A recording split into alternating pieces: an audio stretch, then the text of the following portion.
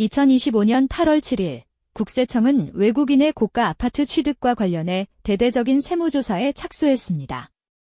조사 대상은 총 49명으로 최근 2에서 3년 사이에 서울 강남 3구를 비롯해서 마포, 용산, 성동 등 주요 지역에서 고가 아파트를 취득한 외국인들입니다. 이번 조사는 편법 증여와 소득 탈루, 임대소득 누락 등 다양한 탈세 정황이 확인된 데 따른 조치입니다. 국세청은 이번 조사 대상자를 3가지 유형으로 나눴습니다.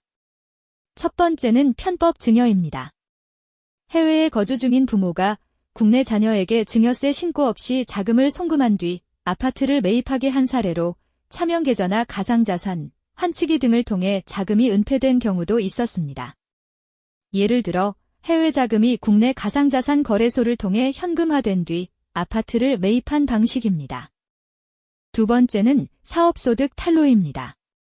국내에서 사업체를 운영하면서 매출을 누락하거나 법인 명의로 고가주택을 매입한 뒤 실제로는 대표자가 거주한 사례가 확인됐습니다.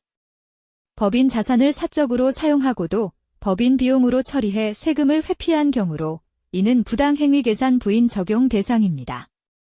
부당행위계산 부인이란 납세자가 세금을 줄이기 위해 비정상적인 방식으로 거래했을 때 세무당국이 이를 무효로 간주하고 정상적인 방식으로 다시 계산해 과세하는 제도입니다. 세 번째는 임대소득 누락입니다. 외국인이 아파트를 취득한 후 월세나 단기 숙박 플랫폼 등을 통해 임대 수익을 올렸지만 세금 신고를 하지 않은 경우입니다. 예를 들어 고가 오피스텔을 단기 임대하고도 신고하지 않은 사례가 적발됐습니다. 국세청에 따르면 2022년부터 2025년 4월까지 외국인의 국내 아파트 취득은 총 26,000여 건, 거래 금액은 약 8조 원에 달합니다. 특히 강남 3구를 중심으로 고가 거래가 급증했으며 일부 거래는 증여세나 양도세를 회피하려는 의도가 있었던 것으로 의심받고 있습니다. 국세청은 이번 조사 대상자들의 탈루 혐의 금액이 약 2천억에서 3천억 원에 달할 것으로 보고 있습니다. 단순한 미신고를 넘어 조직적으로 자금을 은폐하거나 세금을 회피한 수법이 동원된 정황도 다수 포함돼 있습니다. 이에 따라 국세청은 세제 형평성 강화를 위해 다양한 제도 개선과 대응 방안을 마련 중입니다. 내국인에게는 자금 조달 계획서 제출, 실거주 요건, 대출 제한 등이 적용되고 있지만 외국인 거래는 상대적으로 관리 사각지대에 놓여 있다는 비판이 꾸준히 제기되어 왔기 때문입니다.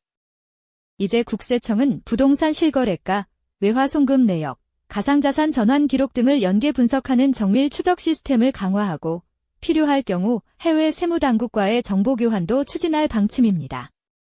또한 외국인의 세대원 등록 의무화, 1주택자 임대소득 비과세 규정에 대한 예외 적용 등 제도 개선도 관계기관에 건의하고 있습니다.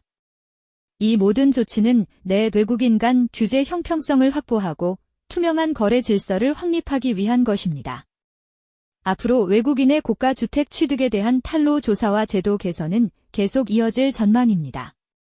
강남 3구 등 인기 지역에 투자하려는 내 외국인 모두에게 세무 리스크 관리는 필수적인 요소로 자리 잡고 있습니다.